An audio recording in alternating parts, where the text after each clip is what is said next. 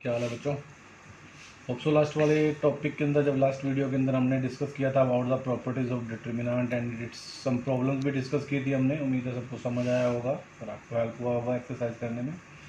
तो आज का नेक्स्ट टॉपिक है, जैसे कि आपको दिख रहा है, it's area of triangle. Area of triangle हम बड़ी छोटी क्लास में पढ़ लेते हैं। By right angle triangle, half base into height, Heron's formula, ठीक है। और एक जो हमने 10th क्लास में पढ़ा, क्या, बाय यूजिंग वर्टिसेस, कि कोई भी एक ट्राइंगल है जिसके 3 वर्टिसेस अगर है x1 y1 x2 y2 x3 y3, तो उसके लिए फॉर्मूला क्या पढ़ा हमने 10th क्लास में, हाफ इंटू में x1 y2 minus y3 x2 y3 minus y1 x3 y1 minus y2। वहाँ पे हम इसको एक सीक्वेंस के तौर पे याद रखते थे कि 1 2 3, अगर 1 बार है तो 2 3 अंदर होगा, 2 बार है तो 3 1 अंदर होगा, 3 बार है तो 1 2 अंदर होगा, ठीक है। अब हम बात करेंगे according to 12th class, finding the area of triangle having vertices by using determinant. तो इसी फॉर्मूला को बच्चे हमने किस में कन्वर्ट कर दिया, डिटर्मिनेंट में। तो जैसे कि आपके लिए बताया गया कि डिटर्मिनेंट डायरेक्ट फॉर्मूला रट्टा नहीं लगाएंगे, ये फॉर्मूला एक्चुअली ये फॉर्मूला ही डिटर्मिनेंट में हमने एक तरह से कह सकते हैं कि कंप्राइज किया है। जैसे मैंने लिखा है कि आपको डिटर्मिनेंट लिखा है half of x1 y1 x2 y2 x3 y3, third column हमने अपने आप ले लिया 1 1 1 अपनी सुटेबिलिटी के फॉर्मूला जैसे हमने बना के दिया, एक्सपेंडिंग बाय, किससे एक्सपेंड कर रहे हैं हम इसमें, एक्सपेंडिंग बाय कॉलम 1, हम कॉलम 1 से इसमें एक्सपेंड कर रहे हैं। तो क्या आएगा बेटा, x1 के लिए देखेंगे तो रो कॉलम छोड़ दीजिए, अब तो डिटरमिनेंट समझ आ गया होगा, y2 माइनस y3। x2 के लिए देखेंगे, x3 के लिए, तो देखिए बिल्कुल यही सेम फॉर्मूला तैयार हो गया, ठीक है। तो इसी फॉर्मूले को यूटिलाइज करेंगे but in determinant form in this chapter, okay. So क्या आएगा आपके पास, इसके अंदर कंडीशन बिंग क्या रहेगा आपके पास कि बस इस फॉर्मूले को यूज़ करना है। कहने का मतलब क्या है कि यूज़ कैसे होगा, बाय यूजिंग डिटर्मिनेंट। मैंने आपको फॉर्मूला बता दिया, इसी को दिमाग में रखना है। बहुत बार छोटा सा आपने कोई 2 नंबर के क्वेश्चन आते हैं तो उसमें भी आ सकता है, तो इसको ध्यान रखने के लिए जैसे एग्जांपल हम डिस्कस करते हैं क्या, कि find the area of a triangle with vertices 1 -1 0 2 3 4। सो इसमें क्या आ गया, 3 वर्टिसेस है बेटा, एक को नाम क्या दे देंगे हम, पहले को x1 y1, सेकंड हो जाएगा x2 y2, थर्ड हो जाएगा x3 y3। तो जैसे आपको समझाया गया ऊपर डिटरमिनेंट फॉर्म में कि जो फर्स्ट एलिमेंट है यानी कि x1 x2 x3 वो बन जाएगा first column, y1 y2 y3 बन जाएगा second column, third column always remain 1 1 1। Simply जैसे इसको आप डिटरमिनेंट आज तक करते हैं ना एक्सपेंड, वैसे ही करना है। जस्ट फर्स्ट रो से एक्सपेंड किया तो क्या आ गया, रिस्पेक्टिव रो कॉलम छोड़ दीजिए, ठीक है। फिर सेकंड के लिए कर रहे हो तो रिस्पेक्टिव रो कॉलम छोड़ दीजिए। सिमिलरली 3/3 का जैसे हमने आज तक डिटरमिनेंट एक्सपेंशन किया है। तो आप देखो लास्ट में से जो हम सिंप्लीफाई कर रहे हैं we get -11, but area of triangle है बेटा, तो एरिया ऑफ ट्राइंगल नेगेटिव नहीं होता। ये आप 10th में भी आपने पढ़ा था, जब भी नेगेटिव आते हैं तो उसको हम क्या कह देते हैं, पॉजिटिव न्यूमेरिकली, कि न्यूमेरिकली वो क्या माना जाएगा हमारा, पॉजिटिव। फिर देखो इस टाइप का क्वेश्चन भी आ जाता है कई बार, क्या, कि find the equation of a line joining point 1 2 and 3 6। अब देखो समझने वाली बात है यहाँ पे कि अपने को क्या है, सिर्फ 2 ही कोऑर्डिनेट दे रखे हैं। अगर 2 ही कोऑर्डिनेट दे रखे हैं तो उससे क्लियर सी बात है कि ट्राइंगल तो बनने से रहा। तो इसका मतलब क्या होगा कि जो ट्राइंगल ही नहीं बन रहा तो उसका एरिया क्या होगा, 0। तो कभी भी अगर ऐसा कुछ क्वेश्चन आया कि फाइंड द इक्वेशन, तो लाइन बनाने के लिए तो ऐसे हमने 11th क्लास में भी पढ़ा है कि स्ट्रेट लाइन हम बना लेते थे y minus y1 y2 minus y1 y x minus x1 से, बट यूजिंग डिटर्मिनेंट। तो यूजिंग डिटर्मिनेंट 2 पॉइंट दिए हुए हैं, तीसरा पॉइंट नहीं दिया हुआ, तो हम ये मानेंगे ट्रायंगल तो बनेगा नहीं, नहीं बनेगा तो इसका मतलब उसका एरिया क्या होगा, 0। लेकिन यूजिंग डिटर्मिनेंट है तो हमें एरिया ऑफ ट्रायंगल का फॉर्मूला यूज़ करना है। तो थर्ड पॉइंट हम अपनी तरफ से कंसीडर कर लेंगे कि ये जो 2 पॉइंटों से जो लाइन बनेगी उसके बीच में कहीं भी एक पॉइंट है एक्स वाई। तो इसका मतलब क्या होगा, एरिया ऑफ ट्रायंगल हाफ, जो अपना फर्स्ट पॉइंट है वो फर्स्ट 1 2 3 6, थर्ड पॉइंट को हम क्या ले लेंगे अपनी मर्जी से एक्स वाई। तो थर्ड पॉइंट को एक्स वाई लेंगे, थर्ड कॉलम क्या होगा 1 1 1 इक्वल टू 0 रखना है। जस्ट सिंप्लीफाई 1, वो एक्सपेंशन की है, जस्ट एक्सपेंड बाय रो 1, ठीक है। बार बार लिखने की जरूरत नहीं है इसलिए लिखा नहीं था, पर चलो समझ आ जाएगा। एक्सपेंड बाय रो 1 के इंटू में 6 माइनस वाई, 2 के इंटू में 3 माइनस एक्स। ये जो 2 मतलब 2 यहाँ पे क्या डिवाइड में, उसको तो 0 के साथ मल्टीपल कर दिया, पॉजिटिव क्वांटिटी है तो जा सकती है उधर। सिंप्लीफाई किया, जस्ट जो भी कॉलम आ सकता था, लास्ट में 2 कॉमन आ रहा था माइनस, वो कॉमन निकाल दिया। तो दिस इज यूअर इक्वेशन, ठीक है। तो यहाँ से एक चीज़ और कंसीडर होगी, इसी केस से आ गया। देखो क्या केस आया कि हमने कहा था ए भी 2 पॉइंट है, तीसरा पॉइंट उसके ऊपर ले लिया, उसके ऊपर ले लिया मतलब वो एक लाइन में हो गए। और जब भी मैथमेटिकली हम पढ़ते हैं कि अगर एक ही पॉइंट पे लाइन आ जाते हैं तो उनको बोलते हैं कोलिनियर। तो यहाँ से कंसेप्ट क्लियर हो गया, अगर पॉइंट्स आपको कोलिनियर दिए हुए हैं तो उसका एक ही मतलब होता है कि उसका एरिया ऑफ ट्रायंगल क्या होगा, 0। एरिया ऑफ ट्रायंगल क्या होगा, 0। जैसे एग्जांपल तौर पे हमें कहता है कि अगर मान लीजिए 3 वर्टिसेस हैं 1 2 3 के एंड 4 5, कहता है फाइंड द वैल्यू ऑफ के, फाइंड वैल्यू ऑफ के इफ पॉइंट्स आर कोलिनियर। अगर पॉइंट कोलिनियर है तो के की वैल्यू निकालो। तो वेरी इजी है बेटा, आपको बताया कोलिनियर वाला area of triangle 0। Area of triangle का प्रोसीजर तुम्हें पता है, हाफ इंटू में x1 x2 x3 y1 y2 y3 1 1 1 equal to 0। इसके बाद इसको आप सिंप्लीफाई कर लेंगे, ये अपने लिए एक होमवर्क मान लीजिएगा। इसको जब आप सिंप्लीफाई कर लेंगे तो वो क्या बन जाएगा आपके लिए, के की वैल्यू फाइंड करना बहुत ईजी हो जाएगा हमारे लिए।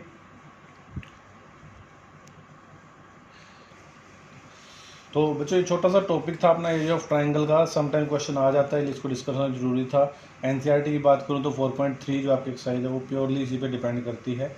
इसमें 2-3 टाइप के क्वेश्चन ही आते हैं, जैसे मैंने बोला एक सिंपली ट्रायंगल निकालना आ सकता है, एरिया निकालिए, एक लाइन की क्वेश्चन निकालनी आ सकती है, और थर्ड वन मैक्सिमम किसी कॉन्स्टेंट की वैल्यू निकलवा सकते हैं आपको कोलिनियर देके। और समटाइम इसमें एक क्वेश्चन और ऐड कर देते हैं कि 3 पॉइंट दे दिया आपको, कॉन्स्टेंट की वैल्यू निकालनी है, कोलिनियर की जगह क्या बोल देंगे, एरिया ऑफ ट्रायंगल गिवन दे देते हैं।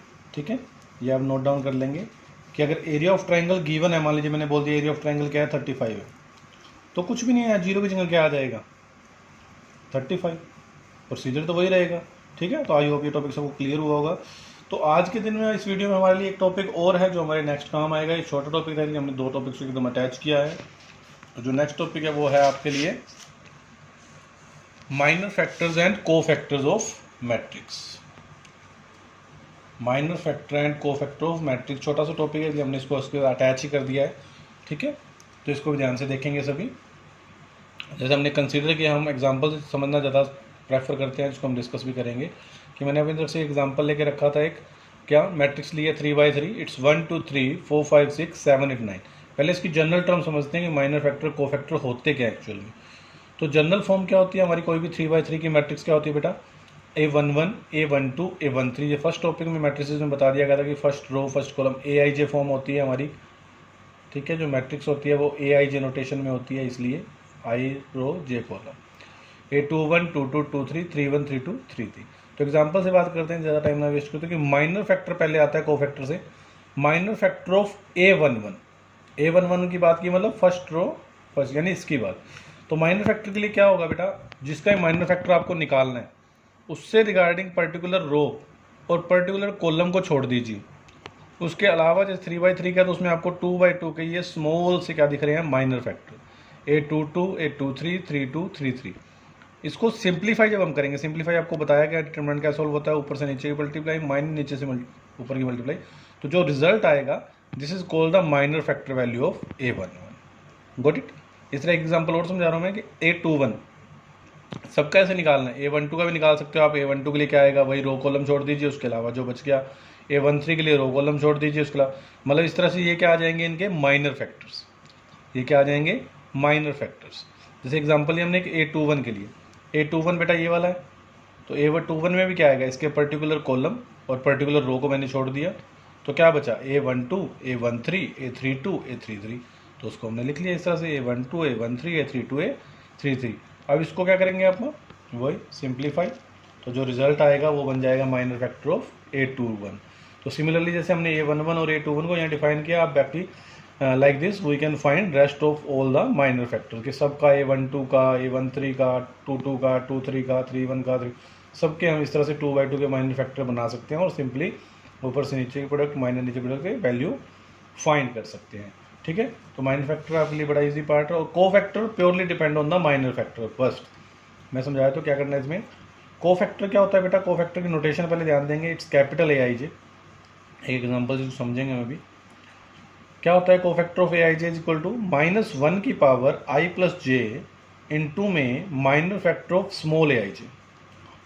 मतलब कहने का कि अगर आपको A11 निकालना है, यानी I1 JB1, तो A11 तो क्या आ जाएगा, -1 की पावर 1 + 1 इंटू में minor factor of small A11। जैसे स्मॉल A11 का माइनर फैक्टर ये निकाला था हमने, तो स्मॉल A11 का माइनर फैक्टर आ गया इंटू में -1 की पावर 1 + 1 आ गया। A21 निकालना है तो वही रूल है, -1 की पावर 2 + 1 हो जाएगा, इनटू में स्मॉल a21 का माइनर फैक्टर, तो a21 का माइनर फैक्टर। तो इस तरह से आप a11 क्या, a12 similarly we can find rest of the cofactors, a11 12 13 21। जैसे हमने एग्जांपल लिया था उसको हम डिस्कस करते हैं तो थोड़ा सा आपको और क्लियर हो जाएगा। जैसे ए मैट्रिक्स है आपके पास, क्या ली थी हमने ए मैट्रिक्स, उसको लिखते हैं 1 2 3 4 5 6 7 8 9। अब हम सारे के सारे माइनर फैक्टर्स और कोफैक्टर आपको निकाल के समझा देते हैं किसमें करना क्या। माइनर फैक्टर्स, मान लो आपका सबसे पहले ओके, तो माइनर फैक्टर बेटा हर एलिमेंट के लिए जैसे बताया, तो पहले आप चेक करेंगे, मान लो a11 के लिए माइनर फैक्टर। अब जब माइनर फैक्टर की बात करते हो तो आप उस एलिमेंट को नहीं लोगे, जैसे आप जब डिटरमिनेंट को एक्सपेंड करते हो तो आप इस एलिमेंट को भी साथ कंसीडर करते हो, लेकिन अब इसमें माइनर फैक्टर का मतलब होता है उसके अलावा जो उसको उसके पर्टिकुलर रो और कॉलम को छोड़ने के बाद जो बचा। तो माइनर फैक्टर ऑफ अगर मैं स्मॉल a11 ही लेके चलूँ तो वो कितना आ जाएगा इस केस में 5 6 8 9। अगर मैं a12 निकालना चाहूँगा तो क्या आएगा बेटा a12 के लिए, ये रो छोड़ दो, कॉलम 4 6 7 9।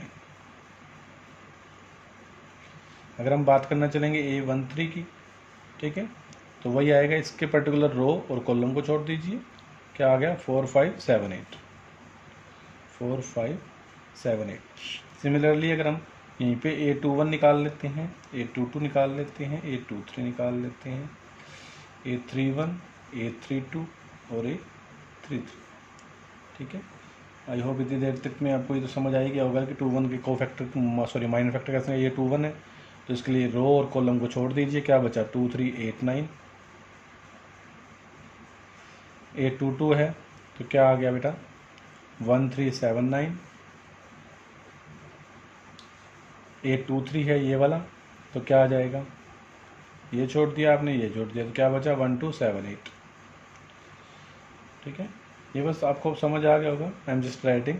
7 के लिए 3 1 ये है तो रो कॉलम छोड़ दीजिए, 2 3 5 6। a32 के लिए 1 3 4 6 and the last one a33 it's 1 2 4 5, ठीक है, इट्स 1 2 4 5।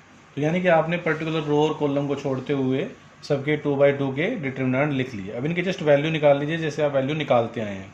कैसे, ऊपर से नीचे मल्टीप्लाई माइनस नीचे से ऊपर मल्टीप्लाई, तो 45 माइनस 48 माइनस का 3, 36 माइनस 42 माइनस का 6, 32 माइनस 35 माइनस का 3, 18 माइनस 24 माइनस का 6, 9 माइनस 21, 21 में 9 के कितने हो गए 12, 12 ना, हाँ बिल्कुल वो भी माइनस का, 8 माइनस 14 माइनस का 6, 12 माइनस 15 माइनस का 3, 6 माइनस 12 माइनस का 6 एंड 5 माइनस 8 माइनस के 3। तो बेटा ये -3 ये जो इसकी वैल्यूज़ रहेंगी ये सब इसके लिए क्या बन जाएंगे माइनर फैक्टर सभी के, ठीक है। अब बात की थी हमने इसके कोफैक्टर की, तो इसके लिए एक बहुत आसान वे मैं आपको बताता हूँ कोफैक्टर निकालने के लिए। कोफैक्टर के लिए जैसे हमने जनरल फॉर्म में तो समझा था कि भाई साथ में वो लिख के दिखाना, कुछ लिख के दिखाना नहीं, अगेन मैं दोबारा समझाता हूँ। कोफैक्टर क्या होता है aij -1 की power i plus J into में minor factor of small aij। अब देखो यहाँ समझने की बात है जो आपको आराम समझ आएगी। -1 की पावर इन माइनर फैक्टर तो आप पहले निकाल चुके हो सबके, क्लियर। अब कोफैक्टर के लिए सिर्फ फर्क किससे पड़ रहा है इस -1 की पावर से। तो यहाँ पे थोड़ा सा अपना मैथमेटिकल दिमाग यूज़ करोगे, देखिएगा -1 की पावर है बेटा, अगर -1 की पावर में इवन नंबर आता है, लेट इट बी a11 की बात करते हैं, तो 1 + 1 कितना हुआ 2। अगर -1 की पावर 2 है तो क्या आएगा +1, और अगर -1 की पावर 3 है तो क्या आएगा -1। तो अगर आप थोड़ा सा समझ पाए होंगे इसलिए क्लियर हो गया कि आपके पास जिस माइनर फैक्टर के i और j का सम इवन नंबर आएगा तो उसमें इस -1 की कोई वैल्यू नहीं है क्योंकि ये 1 ही हो जाएगा। तो इसका मतलब जहाँ जहाँ पे भी i और j का सम इवन नंबर आएगा वो माइनर फैक्टर एक्चुअल में कोफैक्टर ही बन जाएगा, और जहाँ जहाँ पे i और j का सम ओड आएगा, लाइक हमारा a12 है ओड है, 1 और 2 3 है, तो उस केस में क्या होगा, जो आपका माइनर फैक्टर आया है ना उसका सिंबल बदल जाएगा। क्यों? क्योंकि -1 आएगा साथ में, -1 आते सिंबल क्या होगा, बदल जाएगा। फॉर एग्जांपल अगर मैं कह रहा हूँ A11, तो 11 क्या है बेटा, इवन नंबर है। इवन नंबर है इसका मतलब जो स्मॉल a11 का माइनर फैक्टर है वही सेम एज इट इज इसका कोफैक्टर हो जाएगा। A12 कैपिटल ए यूज होगा कोफैक्टर के लिए हमेशा। A12 क्या बेटा, ओड नंबर है, 1 और 2 क्या है 3, तो इसका मतलब A12 का स्मॉल a12 की जो वैल्यू थी उसका सिंबल बदल दो, -6 बिकम +6। A13 क्या हुआ, 3 और 1 4, इवन नंबर है, इवन नंबर है तो सोचना ही नहीं, जो उसका माइनर फैक्टर है वही एज इट इज इसका कोफैक्टर होगा। ठीक है, A21, A22, A23, A31, A32, A33। ठीक है, बहुत आसान हो जाएगा इससे अगर आप इस चीज़ को कंसेप्ट को दिमाग में बिठा लेंगे इवन और ओड वाले को, कि अगर इनका सम जो आपका आ रहा है, क्योंकि माइनर फैक्टर बेटा आपने एडवांस निकाल लेने होते हैं कोफैक्टर से, इसलिए कोफैक्टर इजीली निकल जाते हैं कि A21 इट्स 2 + 1 3, तो बस स्मॉल a21 का माइनर फैक्टर क्या आया था, -6, ओड है तो सिंबल बदल दीजिए बस, क्योंकि -1 की पावर का रोल रहता है वहाँ पे। 2 है पॉजिटिव है तो वैसा का वैसा, 2 3 नेगेटिव है सिंबल बदल दो, 3 1 पॉजिटिव है मतलब इवन है वैसा का वैसा, 3 2 ओड है तो सिंबल बदल दो, 3 3 इवन है ना बदलो, यही आ गया। तो इसका मतलब AIJ इसे बोलते हैं बेटा कोफैक्टर मैट्रिक्स। तो कोफैक्टर मैट्रिक्स क्या होती है, A11, A12, A13, A21, A22, A23, A31, A32, A33, 11 12 13 21 22 33 31 32 33। अगर हम इनकी वैल्यूज बेटा यहाँ पुट अप कर दें, क्या आया है हमारे पास, -3 6 -3 6 -12 6 -3 6 -3। तो ये क्या मानी जाएगी हमारी कोफैक्टर मैट्रिक्स। सो माइनर फैक्टर आपको क्लियर हो गया, कोफैक्टर आपको क्लियर हो गया होगा। मैंने क्लियरली एक बार फिर फाइनली बता देता हूँ कि जहाँ कहीं पे भी आई और जे का सम क्या बन रहा होगा, इवन, वहाँ minor factor as it is cofactor हो जाता है, और जहाँ कहीं पे भी आई और जे का सम ओड बनेगा वहाँ माइनर फैक्टर का सिंबल बदल के आप कोफैक्टर वैल्यू फाइंड कर सकते हैं। तो माइनर फैक्टर और कोफैक्टर का टॉपिक बहुत इंपॉर्टेंट है, क्योंकि हमारा जो नेक्स्ट टॉपिक होगा जो हम कल की वीडियो में डिस्कस करेंगे about finding the inverse of a matrix, उसमें बहुत इंपॉर्टेंट रोल रहता है इसका कोफैक्टर मैट्रिक्स का। तो इसलिए माइनर फैक्टर और कोफैक्टर को अच्छे से करिएगा। आज के टॉपिक के अकॉर्डिंग लगभग आपका जो 4.3 है, एक कहते हैं 4.4 भी है, वो दोनों बहुत आराम से हो जाएगा। ठीक है, बस इसमें कंसेप्ट एक इम्पोर्टेंट पार्ट है जो मैं आपको बताना चाहता हूँ, जो दिमाग में अभी भी आया कि कंसीडर करेंगे कि एग्ज़ाम में एक टाइप का क्वेश्चन आया था, पहले आता था, काफ़ी टाइम से नहीं आया। ठीक है, क्या है, जैसे एक स्मॉल पार्ट है इसके बारे में हम बात करें। कोई भी एक मैट्रिक्स दी गई है, लेट इट बी 1 2 3, इसको सिर्फ मैं समझाऊंगा, आपको क्लियरली दिमाग में फिट कर लेना है बस। देखो, एक तो होता है फाइंडिंग द डिटर्मिनेंट ऑफ ए, तो आप एक्सपेंड बाय रो 1 करो, रो 2 करो, रो 3 करो, कोई फर्क नहीं पड़ता, वो प्लस माइनस प्लस लगा के। बस यहाँ कंसेप्ट एक दिमाग में लेने को, क्वेश्चन क्या आता है आपका, सोल्व द डिटर्मिनेंट या find the value, solve the determinant by using cofactor of first row। देखो, अगर ये वर्ड लिखा जाता है ना कोफैक्टर ऑफ फर्स्ट रो, तो आप इसको सिंपली वैसे एक्सपेंड नहीं कर सकते जैसे करते हो। तो यहाँ पे रूल याद रख लेना क्या रहता है, फर्स्ट रो भी आ सकता है, फर्स्ट कॉलम भी आ सकता है, सेकंड रो जैसे भी आ सकता है, इन सब के माइनर पोजीशंस। तो क्या होती है माइनर पोजीशन फर्स्ट रो में, A11 A12 A13।